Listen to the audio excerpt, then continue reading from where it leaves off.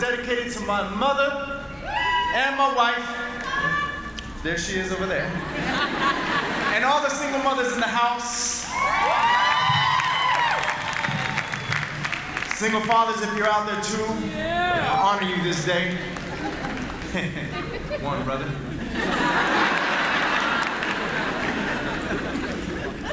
So I was raised by a single mother who took us out the hood in Linwood to HP to the backwoods of the IE. A mom who did all she could for my two little sisters and me, her oldest son. Trying to do all she could with all she could afford between jobs, between marriages and relationships with different men, enveloped in poverty and sometimes going hungry. So she stretched every dollar and every food stamp thin. My mother, with the heart of a queen, just trying to live her dream, mingled with the shattering reality that almost blew her away when her ex-husband blew himself at the gauge in the back house. It was like the devil was working overtime on this soul. My mother, from Baja Califas, pura cachanilla, and gave us plenty of cachetadas if we so much as sucked our teeth with an attitude, mi jefa. Rocking a cinto piteado with her name engraved in the thick leather that read Blanca Patricia Cajigas. And it's spelled backwards on my backside. You know, looking back, no, I'll never understand what we as her children really mean to her. But the injustice here occurs when she loves us like we can never do no wrong.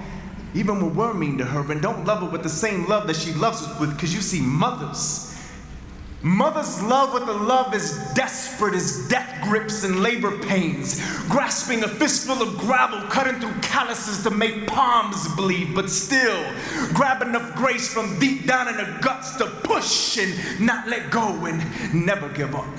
Giving up more than 9 months to earn the right of knowing where her hip kids are located. You see, her hips were practically dislocated to make room in her womb and to deliver you like she's a foreshadow of the Spirit's future work in our lives, our mothers.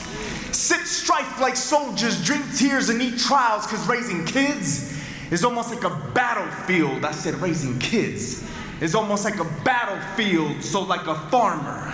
They sow seeds of tears to reap a harvest of joy when we bear fruit that they learn to cultivate in our lives, like teaching us to eat everything on our plate because there is children in Africa starving to death among us, who dream dangerously from the depths of fetus-carved wombs where dreams come true, becoming a hospice of hope to house the future, because they know what it's like to be pregnant with the present, that when they give birth, they forget about past pains of preparation that prepared them for a lifetime of patience. Our mothers, selfless machines of might mixed with mercy and fierce fight encased in feminine fleshly fragility, often forgotten. Yo, we forget that the love they give us is the same they need, but amazingly and quietly, they experience neglect.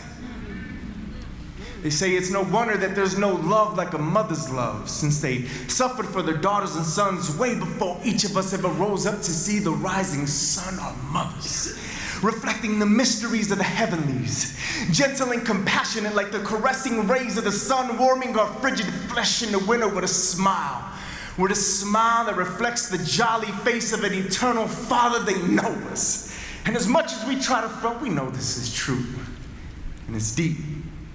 The slightest detail, like the change in the tone of our voice, a look in our eye, or a sigh, can send her signals of distress like they already know in private we've cried.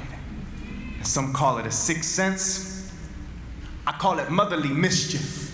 A gift given by God to complete her earthly mission. Our mothers, they're living definitions of words us poets try to define, acting so refined. Words like perseverance, patience, passion, power, and love. You see, a mother's love is like a poem.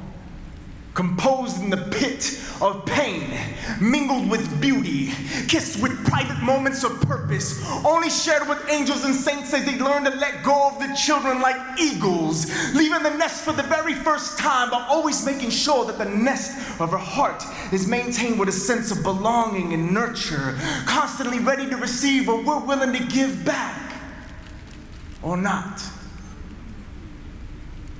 And though I can never do justice to the injustice of insufficient love from my mom, the least I could do is admit it.